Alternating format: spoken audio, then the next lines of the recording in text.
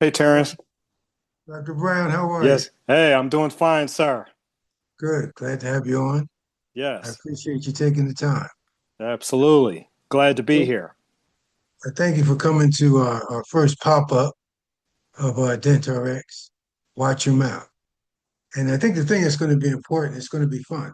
It's going to be informative. It's going to give a lot of practitioners something to think about by the time we're done, I think. I think so too. So I want to welcome everyone that's going to be on board. First, let me introduce Dr. Brown. Um, I always, when I look at his middle name, I have to laugh sometimes. I think it's definitely different. So where'd you get the name Cephas, man? From your dad?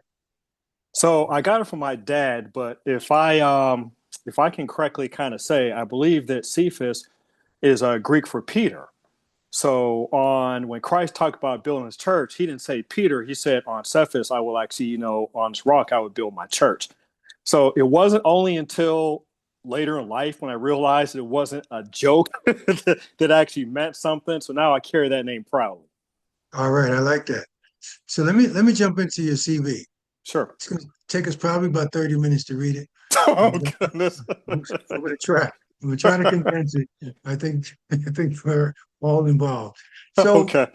Dr. Brown was the clinical director, general dentist, and implant dentistry leader in Glendale, Arizona. One of the things I know about Dr. Brown as being a leader, everything he puts his hand to, he seems to take it all the way to the 10th degree. So he was an executive profile. He was a board licensed general dentist and clinical director for 30 years, clinical experience, practice ownership, multi-state clinical oversight, and advanced implant dentistry education. Proven clinician, implantology and full mouth rehabilitation, clinical mentorship, and standards of care and aligning clinical excellence with organizational outcomes. Very important. He his leadership and clinical expertise. He's a clinical director for dental implantology and full arch rehabilitation, bone grafting, ridge augmentation. He was a dental mentor. He did advanced training, multi-site clinical oversight, and evidence-based care and integration. His experience: Simply Implants Institute, Glendale, Arizona, lead advanced implant dentistry education and clinical training programs, mentor dentists in implant placement, grafting, and full arch reconstructions. A lot of that full arch reconstruction there. Oversee curriculums, develop clinical standards and outcome evaluations. That's the thing that got me. And we'll come back to that. Provide regional clinical leadership across multiple practices. He was a mentor. He provided support, quality, and consistency for best practices. And I would have to say, if I keep going, we're all going to be more than overly impressed. So I'll stop here and I'll give the chair to you. But I got to ask one really burning question with me. Sure. With Go ahead and all ask. that you have going on in your life and all the professional accolades that you've acquired, what makes DentRx so important? What I mean, can you give me your take on that? I would be glad to. First, I want to say thank you for the introduction. I was sitting there for a minute. And I was like, "Who is that?" Because I mean, that was something else. So for all the humbleness, I want to say, thank you for everything that you said. So I'll get to the point. Why DentRx? If I can just divert just for a brief second, Yes. is that when I started my career, at some point I was like, you know what? I want to be a super GP, super surgeon. I want to be the guy that did the most implants, bone grafting, teaching, traveling the world. And I wish I had that letter here today because it literally I would just show you exactly what I wrote because I've always been a big believer that if you write and you visualize something, it's more likely to happen. So anyway, so getting a point in my career where let me get to where DentRx made sense to me. When I realized I came across an article some years ago that it said that someone with gum disease or advanced periodontal disease may be more likely to experience cardiac issues or actually have a heart attack. And I was like, whoa. And the light bulb went off in my head. And I said, wait a minute. Could this mean that we as dentists are more than someone that just wants to look after white teeth and fresh breath and fill a couple of do a couple of fillings and all those other type of things. So when that happened to me, my career didn't become just about being the best tooth mechanic. It became about a mission of getting dentistry where I believed it is sort of like taken outside the body and actually placing it where it should be, almost like a medical specialty. So that is a little bit of background as why this made sense to me. Now let me speed this thing on up. Okay. As clinical director for the SI Institute for the last few years, yes, thank you. I've taught doctors from around the country, from everything from doing extractions to implants, bone grafting, full mouth, basically fixing everything below the eyes and above the chin. So I'm like, yeah, this is a good thing. We're teaching doctors, they're getting better, hand skills and all those other type of things. But something funny happened on the way to the supermarket. I started to realize there were going to be times when, despite our best surgical intentions, something doesn't heal the way that it should. Happens all the time. Look at athletes. They have a sprained ankle, tear ACL, best surgeons in the world, and all of a sudden, something happens and something's not working out for them. So it happens to all the best of us. We as clinicians don't like to talk about it, but it happens. But anyway, this is how DentRx made sense to me. It made sense because I realized that, you know what? You mean I can actually find out if the patient is going to have a better chance to heal before I do the surgery? Whoa. So this became very, very novel, very, very novel to me. Because, Doc, think about it like this right now. Think of other professions or disciplines. A pilot, I don't care how great the plane is, they always get a weather report first. That's right. They get one. Farmers, I don't care how great their technology is. I don't care how much we play around with the genetics of seeds and all these things. If the soil is not good, the plant's not going to grow the same way. So my whole thing is that, wait a minute, I don't care how great our surgery is and all these other type of things. If their foundation, if something is wrong with it, because a CBCT or imaging can't always show that, they can't show the physiology, then That's right. I'm like, wait a minute, you mean there's something I can do better? And so as a result of this, because my career has been about trying to improve, to do this, to do that, to do things better, Doc, I now know that there's a way that I can do better. Okay. And that's my thing. That's very insightful, and I think a lot of people are going to take heed to that because if you are placing implants more than even just an implant a month, Mm-hmm. at some point something's not going to go exactly the way you anticipated. That's But correct. although you've done everything correct, everything according to the manual, everything according to the manufacturer's specifications, and everything we've learned in school, but it doesn't seem to work. Now that scares a lot of people to death because a patient comes in and they say, I don't know why my implants loose. And the doctor says, yeah, well, neither do I. And, I don't What's a know, bad day? I don't know how that's going to work out at the end of the day. But we have to have more than an answer for that. That's right. Um, one of the things about uh, our little pop-up podcast is, we're talking about the things that DentRx does. It is a curriculum. It's a beginning curriculum that shows any practitioner how to go from A to Z. Will give you a short example. I'm gonna just tout off a couple of things. Like Okay. number one, the modules, oral systemic health connections, why you implant patients, medical history matters more than you think. These are things that are like super important because sometimes they don't feel like their medical history is that important, but it actually is. All the medical conditions affecting implant success fall right in our lap. There are 50 plus conditions that we can deep dive into for medical risk factors that DentRx does. We do medications, drug interactions, and someone says, drugs, blah, blah, blah, they interact, we know those, but how medications impair or enhance bone healing. We have preoperative optimization protocols, which we call PRIMO. PRIMO shows us evidence-based medical outcomes. It is absolutely phenomenal. I'm going to show you that a little later on. Okay. And then risk assessment to optimize surgery. You want to know what the risk of that patient is so that going forward, you can do something that is successful for them and beneficial for both parties, yourself and the patient. Then we use medical insurance and we code medical necessity documentation, billing implants to medical insurance, code selection, documentation, appeals. All that stuff is part of this program that we have that we want doctors to become aware of. Then we have the second part, which I think is the most phenomenal, post-operative management of the complications. Someone that is constantly remotely monitoring this patient for early problem detection.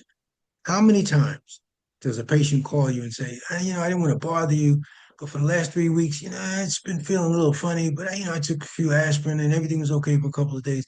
But right now, something just doesn't feel right. Yeah, well, Oh my goodness, that's happened more than a few times. So I'm like, why didn't you tell me? but see, they don't know to tell you. Mhm. They don't want to be a pain. They don't want to bother you. They know you've done a great job. They're trying to figure out on their own. Let me try to minimize my interaction with the doctor. That's not what we do at DentRx. We are actually intimately involved with the patient every single day from the moment that we optimize them as a patient. And, you know, I'm not trying to put you on the spot, but No, no worries. how did you feel when you first optimized the patient? When I first optimized a patient, I took a sigh of relief. And see, this is the reason why. I mean, when you've done a few thousand implants, such as myself, you've done all types of surgeries on the most ideal patients to the patients that have had some comorbidities. The fact that I knew from the beginning did a couple of things. Actually, to me, really the most important thing is it did a mutual shared responsibility. There you go. Because see, no longer did I have to just totally depend on what the patient was telling me. Because let's face it, sometimes they just forget, Yes, sometimes they do. they hide things, and often when that those one or two things, those medications they hid from you or they didn't put on the record is what makes all the difference. Make all the So difference. so this right here from the very beginning, it levels the playing field. And that to me is so powerful because that to me helps that if I'm training a new doctor and they go off on their own, there's things that they can find out before they place their first implant. That's right. There's others, perhaps some of my colleagues are doing this all the time. Look, we don't always show the things that don't go so well because it doesn't go with our image or with marketing. And that's okay. But if you really have placed quite a few, if you're teaching doctors in institutes or in schools or others of higher learning, why would you not want to take just a few minutes, not a long time, just a few minutes, maybe even less than a half hour, to see if your patient is optimized? That that part right there can save you days, weeks, months, maybe even years of headache. So why would you not want to do it? Yeah, I think most of the time, the biggest rate limiting step for most doctors is the cost. I have to hire a new assistant to do this. I have to hire someone to do this, and this is extra time taken away. And what happens if I do all this stuff and then the patient cannot be optimized? I always say you win Oh because yes, if yes. they can't be optimized, you actually win because I we go back to when we were at the hospital Mm-hmm. and we were doing surgery in the operating room for gosh, in one particular day we did over 60 implants, Mm-hmm. and we were doing implants from every implant system to find out what was the best implant system, what was this. But the thing that I know that I really come to realize was that after doing so many implants all the time in a hospital setting, there were things that I would do in the hospital that I wouldn't ordinarily do in the office. And I said, that doesn't jive right. It doesn't compute because if you're doing it there, why aren't you doing it in your office? Because Mm-hmm. the sanctity of your office is more important than anything else that you do. you have patients' lives that are in the balance, right? Because you say, well, they're not going to die from a toothache. But I guarantee you, if someone invested a lot of money, a significant amount of money in placing implants, and you didn't do everything you could prior to placing the implant, because all the implants that we place on the initial x-ray look Yes, fantastic. they do. Oh my goodness. If I see another post-operative x-ray the day after the surgery, I will just run around the corner and just scream, holy mackerel. That's I, right. I I think it's nice going forward. But then once we start to see remodeling Mhm. and see, we call it load, but that load causes remodeling of bone. And then things start to change. And you say, well, I'm losing bone. I don't know why. I placed everything correct.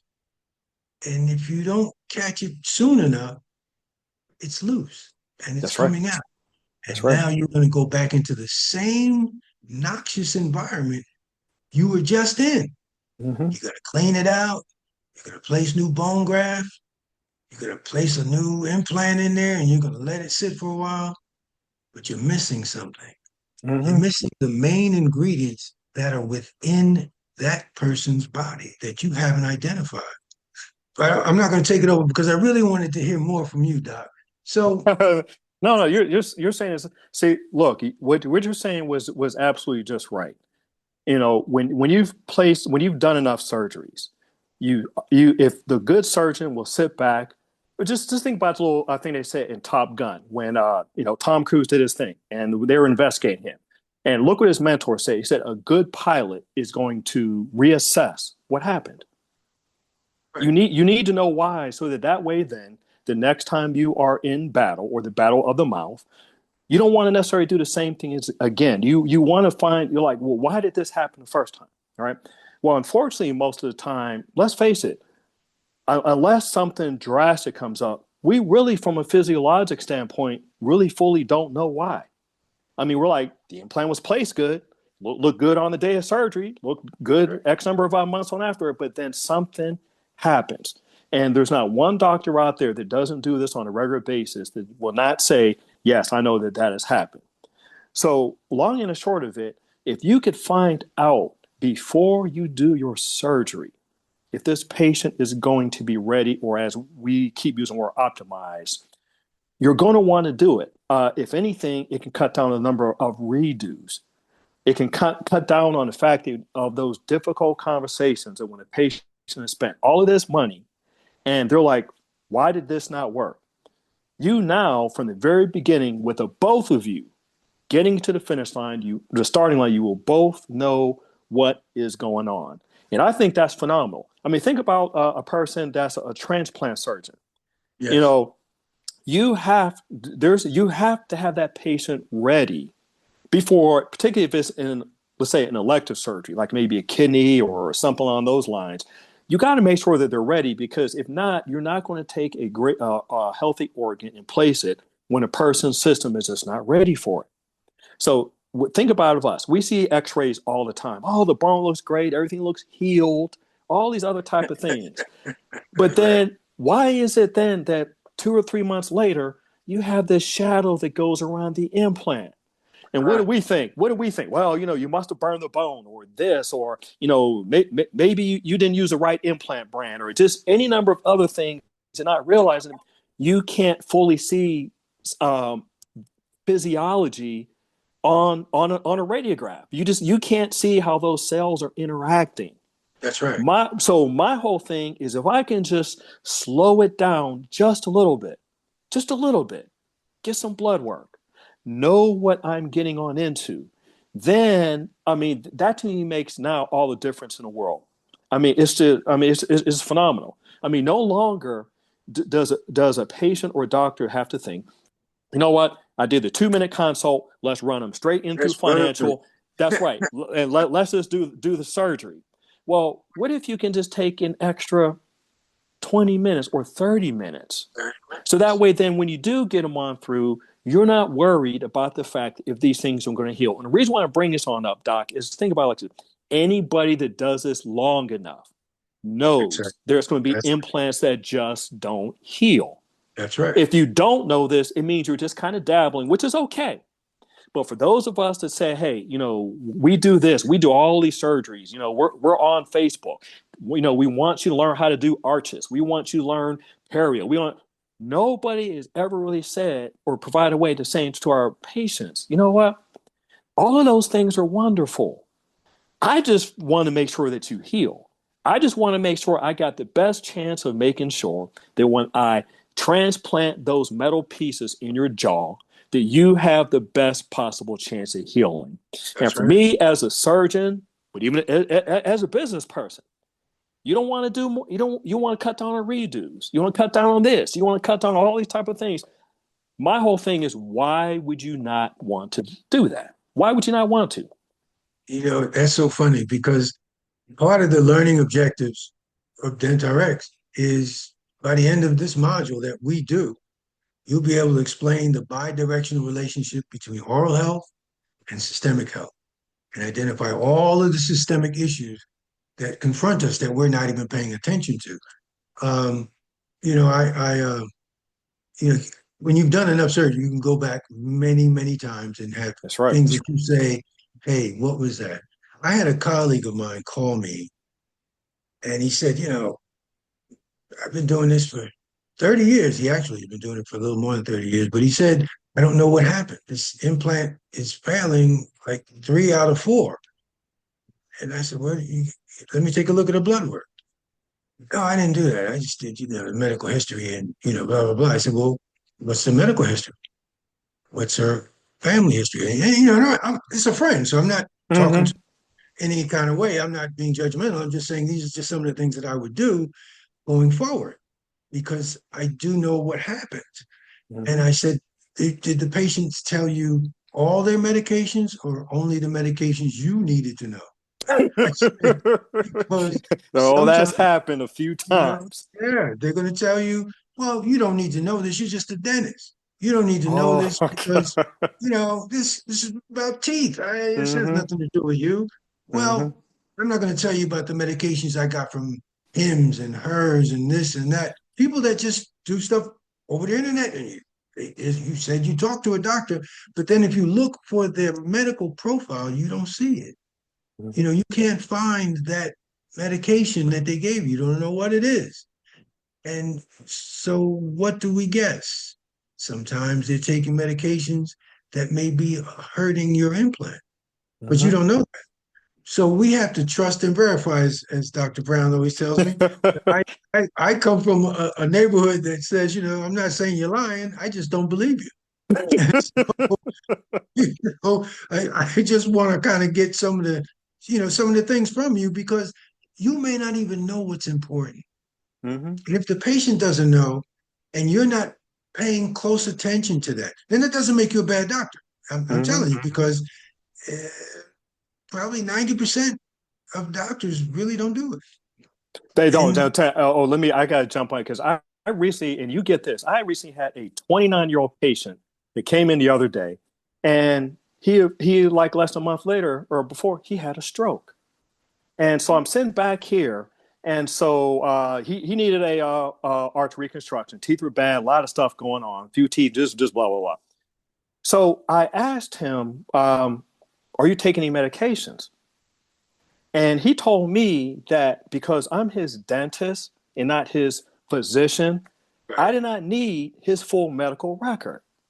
And so I'm sitting back here, and I had to sit back for a second. I was just like, Hmm, wow, like he was saying a whole lot right there. I'm not his doctor or a that's right. doctor. I'm a dentist. And so a 29-year-old that had a stroke or he claims to have had a stroke, I don't need his medical history before I do surgery on him. And Terrence, it's kind of crazy, but I sometimes kind of wonder too if that's our fault as a profession. Yes. Because for me to be his practitioner, his clinician, he just had supposedly a adverse event happen. And he said the Yes. reason I wasn't privy to his full medical record was because I was a dentist. And that right there is the reason why I'm doing this. Oh man, you hit the nail right on the head. And so it's incumbent upon us to be like an internist. Mm-hmm. Ask the uncomfortable questions. Ask them, and not be afraid to lose the patient, because you're really not losing if you do. Because what's it going to be? You place it in, they come out, they get mad, they go to the attorney comes at you. You spend the next Okay. 5 about something, about Stressed something. out. Yeah, man. And I'm like, what are we doing? You know. Uh-huh. So I always say, just take some time, and if Mm-hmm. you can practice in repose, right, which means we could look at the case, study the patient, understand where they're trying to go. It doesn't take Mm-hmm. that. It's a No, it conversation, doesn't. but you can't have that conversation if you're running from chair to chair to chair to chair. That's very difficult. You Mm-hmm. got to have that minute. But let's say you had that minute. Let's say you had that time. Let's say another company like DentRx will go and take care of that information for you and make sure you have it, so that you can actually have a full-throated conversation with your patient. Because if you have all that data, now to be forewarned is to be forearmed. It allows you to optimize that. And we're going to get into that as soon as you finish, Dr. Brown. Okay. Okay.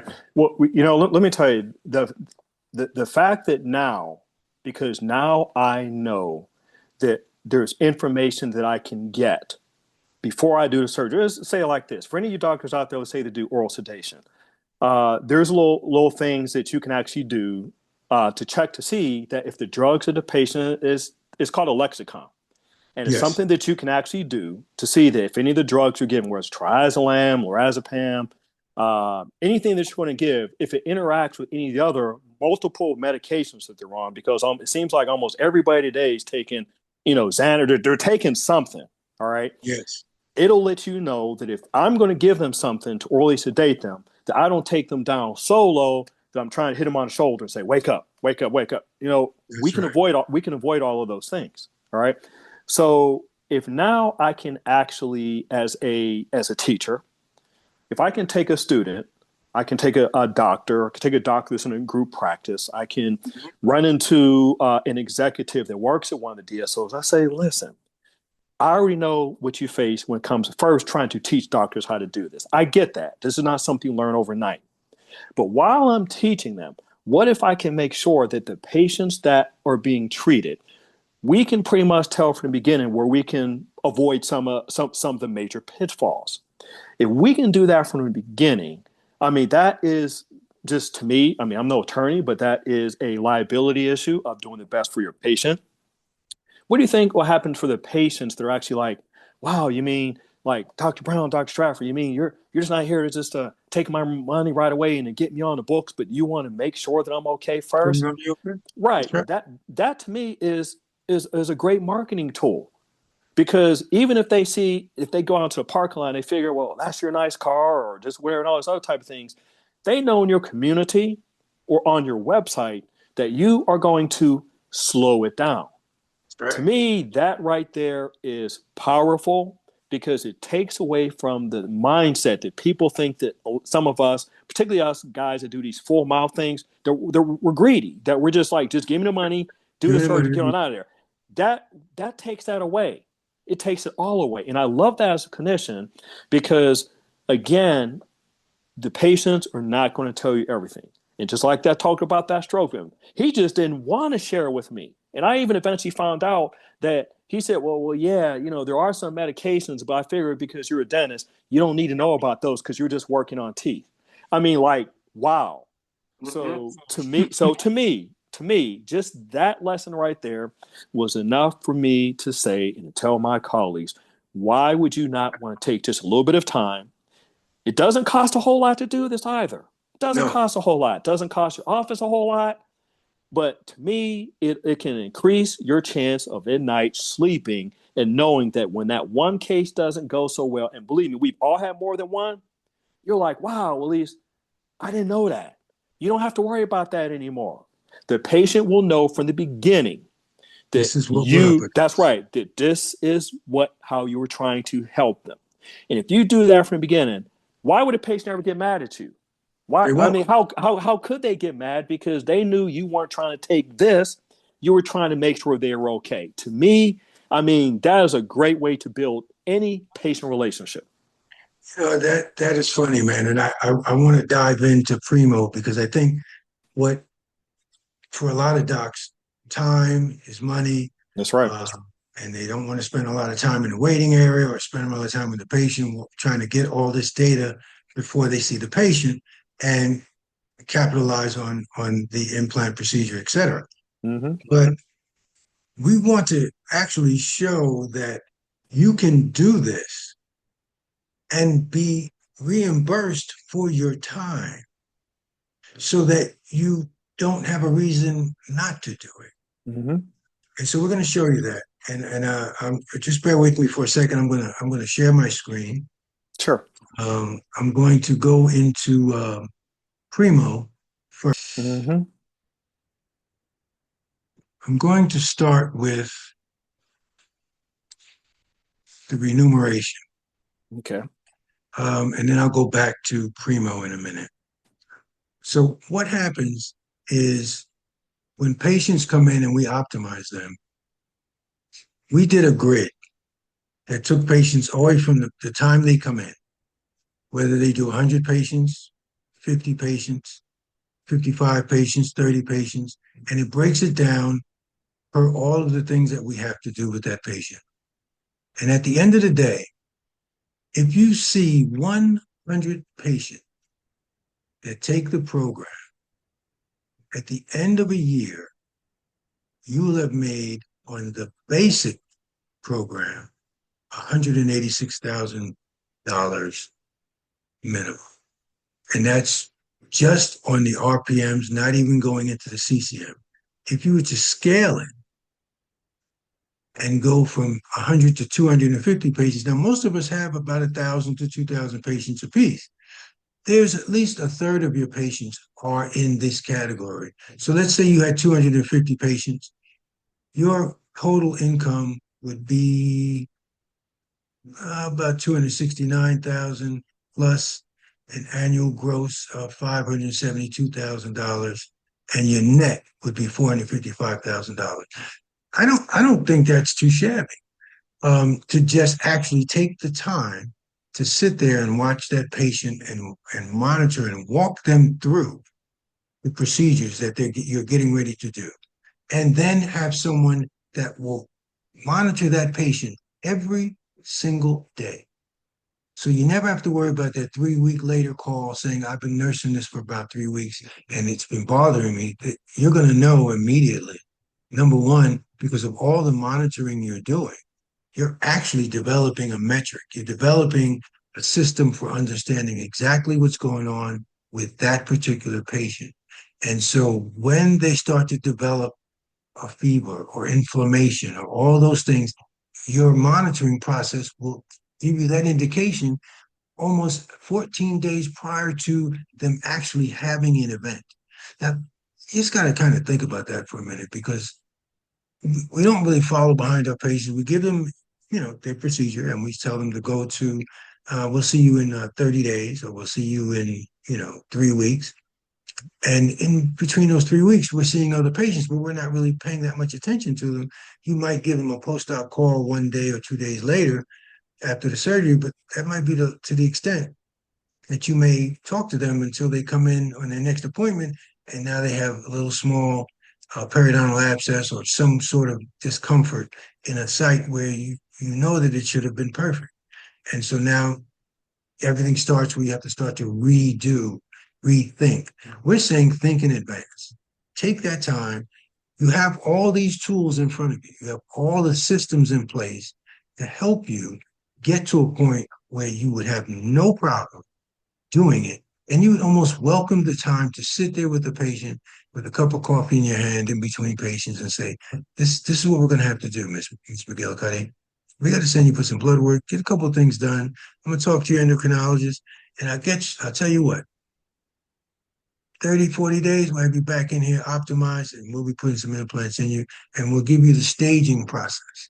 So no, she may not be eligible for all on four the same day because it's absolutely not going to work over time.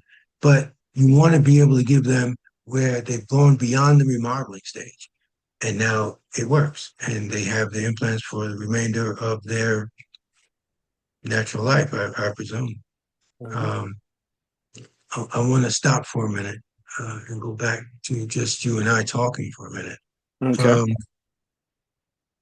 if you knew that you could be reimbursed, and not only for the aftercare, but you can also optimize your patients for medical reimbursement with our system. Once you use Primo and you really follow through with it, you can actually optimize your patients for medical reimbursement on certain medical insurance companies, if not most.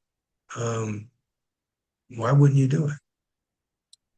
I know that I definitely would just, I mean, that to me is just a no-brainer. And the reason being is you think about it like this. I would probably say that 90% plus of patients that come on in for this type of surgery, they don't realize that you can actually use medical reimbursement for it. I've actually had a few patients that'll say, is this covered by Medicare? Medicaid, I don't get that so often, but I usually get some older clients it's covered by Medicare. And I think previously, before this system, that was an answer. Well, unless you were in a certain type of auto accident or something that's catastrophic, the usual mode is that using medical reimbursement was just not something that we can do. I know another one of the big things was, is that legal? Is it this? I mean, all these other type of things. And the craziest thing, Doc, about this is that nobody ever asked, how do you do that? It's always something negative. Can't happen, won't do it. It caused too many troubles in my office. Do I got to hire a medical biller? Do I got to do all these other type Right. of things? And so the beauty to is as being part of this program is DentRx does all that for you. You don't need to go through weeks or months of training. The staff doing all. You simply just do what you already do. Even if you have patients that are already in office that have gotten implants, you can use them. That's You right. you can do that. It just you don't have to go on a monumental marketing campaign like they sometimes say on Facebook. Hey, we can guarantee your office 30 arches a month or all this other type of stuff. Whereas with this system, you can They're right simply in just your arm. start right. Just simply start with what you have.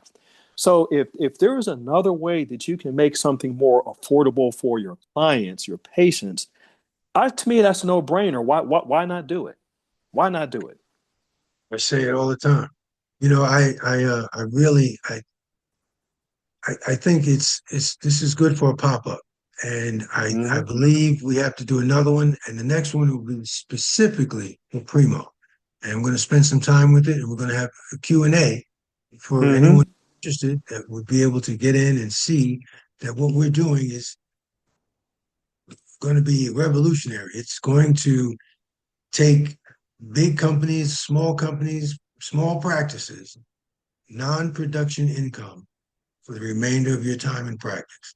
Now you have to look up the word non-production income. All you got to do, you're not behind the wheel. You're not doing anything. You're doing what you do every day, That's right. except you're spending a few more minutes talking to a patient.